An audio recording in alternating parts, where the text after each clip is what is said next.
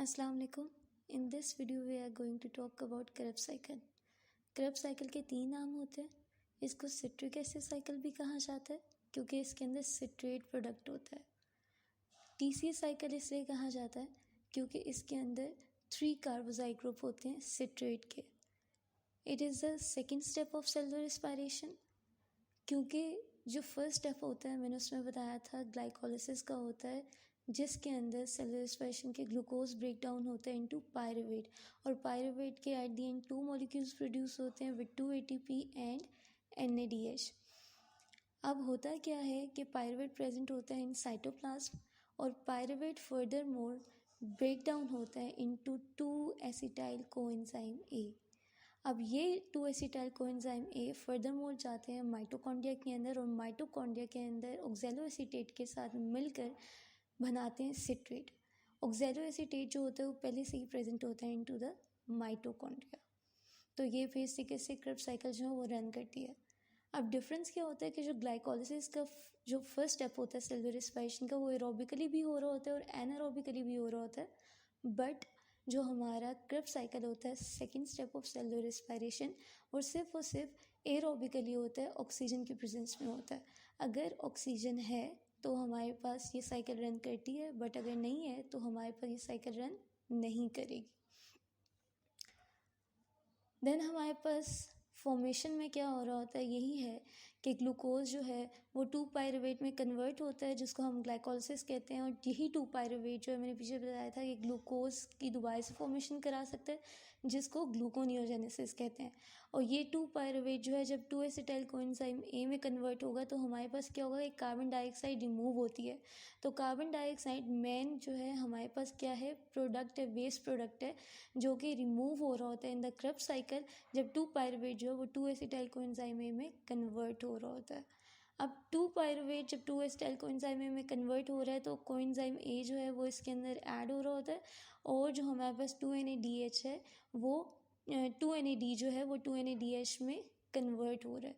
अब 2 NAD जो है वो हाई एनर्जी है, यानी कि इसमें एनर्जी लग रही होती है, यूज़ हो रही होती है, और फिर वो रिड्यूस हो जाती है इनटू 2 NADH। 2 पायरुवेट जो है वो 2 एसिटाइल कोएंजाइम A में कन्वर्ट होता है by the pyruvate dehydrogenase complex enzyme.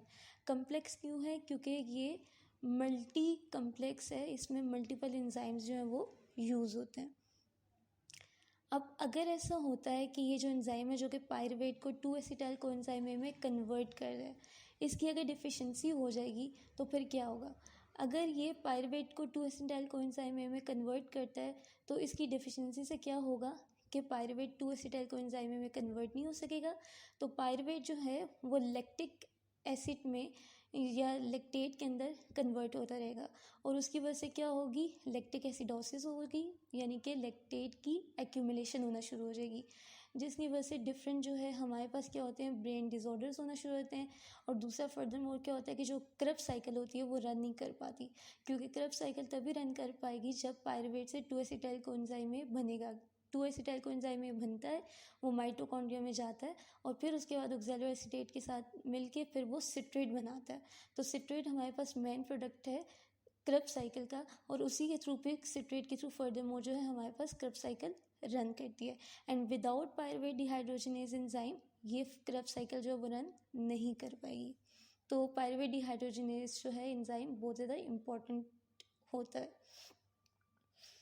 अब Krebs साइकिल में हो क्या रहा होता है कि ये जो 2 एसिटाइल कोएंजाइम A है ये हमारे पास Krebs साइकिल में एंटर करता है, माइटोकॉन्ड्रिया के अंदर जाता है, ये मिल जाता है ऑक्सैलोएसीटेट के साथ। अब ऑक्सैलोएसीटेट 4 कार्बन होता है और एक एसिटाइल कोएंजाइम A जो होता है वो 2 कार्बन होता है। एसिटाइल कोएंजाइम के हमारे पास 2 मॉलिक्यूल्स होते हैं, यानी कि अगर इसमें 2 कार्बन है तो ये जो है वो 2 दफ़ा रन करेगी साइकिल। एक दफ़ा एक एसिटाइल कोएंजाइम A के लिए, दूसरी दफ़ा दूसरे एसिटाइल कोएंजाइम A के लिए। तो सबसे पहले अगर एक एसिटाइल कोएंजाइम A के लिए रन करना है तो एक एसिटाइल कोएंजाइम A जो है वो ऑक्सैलोएसीटेट के साथ मिलेगा और फिर क्या करेगा, सिट्रेट बना देगा। सिट्रेट जो होता है वो 6 कार्बन होता है। फिर सिट्रेट जो होगा वो अपने आइसोमर में कन्वर्ट होगा जिसे आइसोसिट्रेट कहा जाता है। ये भी 6 कार्बन होता है। फिर आइसोसिट्रेट जो होता है वो अल्फा कीटोग्लूट्रेट में कन्वर्ट होता है और 5 कार्बन में रिड्यूस हो जाता है। फिर अल्फा कीटोग्लूट्रेट फर्दर मोर जो है कन्वर्ट होता है इनटू सक्सिनाइल।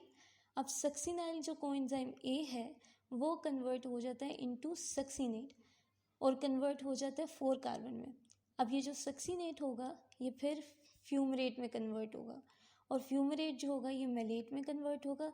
मेलेट जो होगा वो दोबारा से ऑक्सैलोएसिटेट में कन्वर्ट होता है और फिर दोबारा से क्रब साइकिल को रन करता है for the second acetyl coenzyme A. क्योंकि हमारे पास एसिटाइल कोएंजाइम ए के 2 मॉलिक्यूल्स होते हैं, तो पहले एक के लिए मॉलिक्यूल के लिए रन करनी पड़ती है साइकिल और फिर दूसरे मॉलिक्यूल के लिए यही साइकिल जो है विद ऑक्सैलोएसिटेट रन करनी पड़ती है। तो ट्वाइस जो है ये साइकिल क्या होती है, रन होती है। अब क्या होता है, हमने इसमें देखा है कि हमारे पास जो है ना कार्बन जो होते हैं वो क्या हो रहे होते हैं, रिड्यूस हो रहे होते हैं। पहले 6 कार्बन होता है सिट्रेट, फिर आइसोसिट्रेट भी 6 कार्बन होता है, फिर वो अल्फा कीटोग्लूट्रेट में कन्वर्ट होकर 5 कार्बन बनता है, फिर 69 में 4 कार्बन और फिर सक्सिनेट फ्यूमरेट मेलेट इसमें 4 कार्बन में कन्वर्ट हो जाता है। अब क्या होगा, जब सिट्रेट आइसोसिट्रेट में कन्वर्ट होगा वहाँ से आइसोसिट्रेट अल्फा कीटोग्लूट्रेट में कन्वर्ट हो रहा है। अब आइसोसिट्रेट जो है जब अल्फा कीटोग्लूट्रेट में कन्वर्ट होता है तो वहाँ पे जो हाई एनर्जी है NAD वो रिड्यूस हो रही होती है इनटू NADH। अब यहाँ पे साथ ही साथ क्या होता है, कार्बन डाइऑक्साइड का जो एक मॉलिक्यूल होता है वो क्या हो जाता है, रिड्यूस हो जाता है। दूसरा, जब अल्फा कीटोग्लूट्रेट जो है वो सक्सिनाइल कोएंजाइम में कन्वर्ट होता है तो उसमें क्या होता है कि जो NAD का मॉलिक्यूल होता है वो एक और जो है वो NADH बना देता है। फिर इसी तरह कार्बन डाइऑक्साइड जो है वो क्या हो जाती है, रिमूव हो जाती है। यानी कि हमारे पास क्या हो गए हैं, 2 कार्बन डाइऑक्साइड अभी क्या हुए हैं कि रिमूव हो गए हैं और साथ 2 NADH जो है वो फॉर्म हो गए हैं। फिर सक्सिनाइल कोएंजाइम ए है वो सक्सिनेट में कन्वर्ट हुआ है, यहाँ पे एक GTP का जो मॉलिक्यूल है वो रिमूव हुआ है। साथ सक्सिनेट जो है वो फ्यूमरेट में कन्वर्ट हुआ है, यहाँ पे एक FADH2 का जो मॉलिक्यूल है वो रिमूव हुआ है। फिर फ्यूमरेट मेलेट में कन्वर्ट हुआ है, मेलेट जब ऑक्सैलोएसिटेट में कन्वर्ट हुआ है तो यहाँ पे एक और NADH जो है वो रिलीज हो गया। अब इसी तरह ही अगर हम इस पूरी साइकिल को देखें तो हमारे पास कितने जो है ना NADH फॉर्म हुए हैं, 3 NADH फॉर्म हुए हैं। एक आइसोसिट्रेट से अल्फा कीटोग्लूट्रेट के थ्रू NADH रिलीज हुआ है, एक हमारे पास अल्फा कीटोग्लूट्रेट जब सक्सिनाइल CO में कन्वर्ट हुआ है तो NADH रिलीज हुआ है, और फिर जो है मेलेट जब ऑक्सैलोएसिटेट में कन्वर्ट हुआ है तो NADH जो है वो रिलीज हुआ है। तो ये 3 NADH हो गए। अब सक्सिनेट फ्यूमरेट में कन्वर्ट हो रहा है तो एक FADH रिलीज हो रहा है, तो एक FADH 3 NADH और साथ हमारे पास आइसोसिट्रेट जो है वो अल्फा कीटोग्लूट्रेट में कन्वर्ट हो रहा है, तो एक कार्बन डाइऑक्साइड और अल्फा कीटोग्लूट्रेट जो है वो सक्सिनाइल कोएंजाइम ए में कन्वर्ट हो रहा है, तो दूसरा कार्बन डाइऑक्साइड रिमूव हो रहा है, यानी कि 2 कार्बन डाइऑक्साइड हमारे पास रिमूव हो रहे हैं। और सक्सिनाइल कोएंजाइम ए सक्सिनेट में कन्वर्ट हो रहा है तो एक GTP का मॉलिक्यूल रिमूव हो रहा है। तो इस तरीके से जो है ना इस एक एसिटाइल कोएंजाइम ए मॉलिक्यूल के ऑक्सैलोएसिटेट के साथ मिलने के थ्रू जब सिट्रेट बनता है और फिर ये कर्व साइकिल रन होती है तो ये मॉलिक्यूल्स जो है वो हमारे पास फॉर्म होते हैं। तो जब दूसरी साइकिल रन करेगी तो उसके और इसके कार्बन डाइऑक्साइड के मॉलिक्यूल्स, NADH के मॉलिक्यूल्स, FADH के, और ये जो GTP है, GTP ATP के लिए ही स्टैंड करती है, तो ये जब मिलेंगे तो हमारे पास टोटली कितने बन जाएंगे, 4 कार्बन डाइऑक्साइड मॉलिक्यूल्स बनेंगे, 6 NADH, 2 FADH और 2 ATP मॉलिक्यूल्स जो हमारे पास प्रोड्यूस होंगे।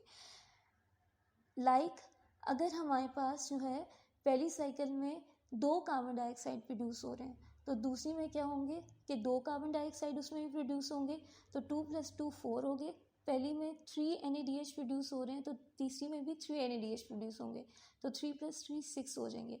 पहली में जो है 1 FADH प्रोड्यूस हो रहे हैं तो दूसरे जब हम एसिटाइल कोएंजाइम एक को रन करवाएंगे क्रब साइकिल के अंदर तो हमारे पास 2 FADH प्रोड्यूस होंगे। साथ अगर इसमें एक ATP है तो दूसरी में भी रन करके एक ही ATP आएगा, तो 1 + 1 जो है हमारे पास 2 ATP जो है वो प्रोड्यूस हो जाएंगे। देन हमारे पास एंजाइम्स आ जाते हैं। ऑक्सैलोएसिटेट प्लस एसिटाइल कोएंजाइम ए जब हमारे पास सिट्रेट बनाता है तो उसमें एंजाइम जो वर्क करता है वो हमारे पास सिट्रेट सिंथेज एंजाइम होता है। देन हमारे पास सिट्रेट आइसोसिट्रेट में कन्वर्ट करता है तो हमारे पास जो एंजाइम होता है वो कॉनिटेज होता है। आइसोसिट्रेट जब अल्फा कीटोग्लूट्रेट में कन्वर्ट करेगा तो उसमें जो एंजाइम होगा वो आइसोसिट्रेट डिहाइड्रोजिनेज होगा। अल्फा कीटोग्लूट्रेट जब सक्सिनाइल कोएंजाइम में कन्वर्ट होता है तो अल्फा कीटोग्लूट्रेट डिहाइड्रोजिनेज एंजाइम होता है। सक्सिनाइल कोएंजाइम में जब सक्सीनेट में कन्वर्ट होता है तो सक्सीनेट थायोकाइनेज यूज़ होता है। सक्सीनेट फ्यूमरेट में कन्वर्ट होगा तो सक्सीनेट डिहाइड्रोजिनेज एंजाइम यूज़ होगा। फ्यूमरेट मेलेट में कन्वर्ट करेगा तो फ्यूमरेज एंजाइम यूज़ होगा। और मेलेट जब ऑक्सैलोएसीटेट में कन्वर्ट करता है तो एमडीएच एंजाइम यूज़ होगा। अब ये टोटल जो है हमारे पास ये सारे एंजाइम्स होते हैं जो कि क्रब साइकिल के अंदर यूज़ किए जाते हैं और इस तरीके से फिर हमारे पास ये साइकिल रन करती है। रेगुलेटरी एंजाइम्स जो कि मेन इंपॉर्टेंट एंजाइम होते हैं जिनके बगैर जो है ना क्रब साइकिल रन नहीं कर पाती है, उसमें सिट्रेट सिंथेज होता है जो कि सिट्रेट को फॉर्म करता है। आइसोसिट्रेट डिहाइड्रोजिनेज होता है और कीटोग्लूट्रेट डिहाइड्रोजिनेज कम्प्लेक्स एंजाइम जो है वो रेगुलेटरी एंजाइम्स होते हैं। देन मोस्ट इम्पॉर्टेंट जो है वो ये जो है वो इन्फॉर्मेशन होती है किसी के से 38 ATP जो होते हैं वो क्रब साइकिल के अंदर प्रोड्यूस होते हैं। 38 ATP जो होते हैं वो हमारे पास नेट ATPs होते हैं जो एक क्रब साइकिल के अंदर प्रोड्यूस हो रहे होते हैं। अब ये कैसे प्रोड्यूस होते हैं कि वी नो डैट कि हमारे पास जो फर्स्ट स्टेप होता है सेलुलर रिस्पायरेशन का, उसमें ग्लाइकोलिसिस के अंदर टोटल 10 ATPs प्रोड्यूस हो रहे होते हैं। 10 ATPs जब प्रोड्यूस होते हैं तो उसमें से 2 ATPs जो है वो कंज्यूम हो जाते हैं। 2 ATPs जो है फर्स्ट 5 स्टेप्स के अंदर कंज्यूम हो जाते हैं, तो इस वजह से फिर हमारे पास जो रिमेनिंग रह जाते हैं वो हमारे पास 8 ATPs रह जाते हैं। इसलिए ग्लाइकोलिसिस के फर्स्ट स्टेप में हमारे पास इन सेलुलर रिस्पायरेशन ग्लाइकोलिसिस में 8 ATPs जो है वो टोटल नेट में प्रोड्यूस्ड होते हैं। अब पायरुविक एसिड जब 2 एसिटाइल कोएंजाइम में कन्वर्ट हो रहा होता है तो वी नो दैट कि हमारे पास 2 NADH जो है वो रिड्यूस हो रहे होते हैं इनटू 2 NADH। तो यहाँ पे हमारे पास क्या है कि जो हमारे पास मॉलिक्यूल है या हमारे पास जो एनर्जी होती है वो 2 NAD होती है। तो 2 NAD जब रिड्यूस हो जाती है इनटू 2 NADH तो 2 NAD जो होते हैं वो हमारे पास 6 ATP प्रोड्यूस करते हैं। 2 NADH जो होते हैं वो हमारे पास 6 ATP प्रोड्यूस करते हैं। तो 2 जब हमारे पास पायरुविक एसिड जो है वो 2 एसिटाइल कोएंजाइम में कन्वर्ट करेगा तो हमारे पास जो ATPs आएंगे वो 6 ATPs आएंगे। उसके बाद क्रब साइकिल के अंदर हमारे पास एक GTP मॉलिक्यूल प्रेजेंट होता है तो वो एक ATP के इक्वल होगा। 3 NADH प्रेजेंट होंगे तो 3 NADH अगर एक एसिटाइल के मूव करने से क्रब साइकिल के अंदर प्रोड्यूस हो रहे हैं तो दूसरा भी अगर एसिटाइल कोएंजाइम A मूव करेगा तो 3 और 3 इंटू 3 जो है हमारे पास 9 ATPs प्रोड्यूस होंगे।